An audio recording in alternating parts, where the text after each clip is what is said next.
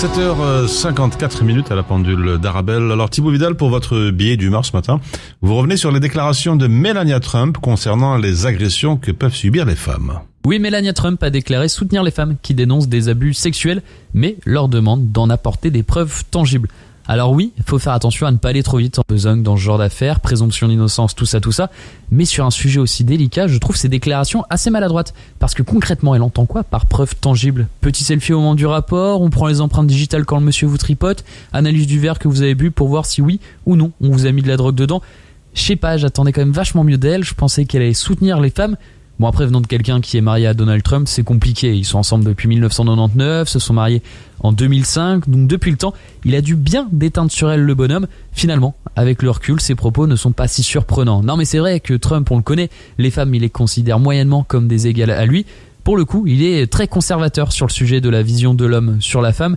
Il a déclaré que quand t'es une star, tu peux tout faire avec les femmes, qu'elles te laissent faire. Il s'est aussi vanté d'avoir fait exploser les audiences de Miss Univers en faisant rétrécir les maillots de bain. Durant la campagne présidentielle, il s'est demandé comment Hillary Clinton pouvait satisfaire les États-Unis si elle ne peut pas satisfaire son mari.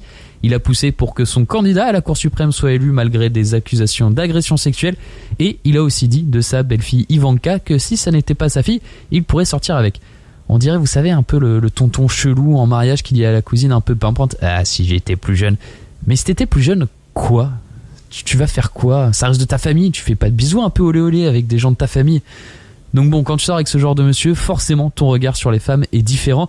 Tu ne peux pas être féministe jusqu'au bout du téton et en même temps être marié au gars sûr Donald Trump. Et quand t'entends ce genre de choses, c'est un peu triste. Si entre elles ne se soutiennent pas, ça va être complexe de faire avancer les choses.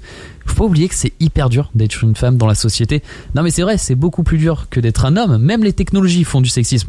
Récemment, on apprenait qu'Amazon avait arrêté d'élaborer un programme pour trier les candidatures car il était plus dur avec les femmes.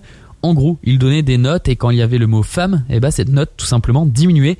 Donc si même les objets considèrent que c'est moins bien d'être une femme, on est mal barré. Parce que c'est peut-être pas le fait qu'elles viennent sans preuve qui est grave. Parfois les pauvres n'ont que leur bonne foi et pas de témoin ni autre pièce à conviction. Une fille qui se fait agresser dans une ruelle sombre, expliquez-moi ce qu'elle peut ramener comme preuve tangible pour qu'on reconnaisse son agresseur.